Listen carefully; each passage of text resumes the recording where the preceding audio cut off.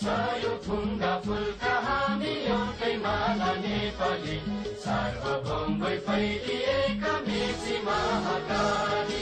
सायो थुङ्गा फुलका हामी एउटै माला नेपाली सार्वभौम भई फैलिएका मेची महाकाली प्रकृतिका कोटि कोटि सम्पदाको आचल वीरहरूका रगतले स्वतन्त्र अचल ज्ञान भूमि शान्ति भूमि तराई पहाड हिमाल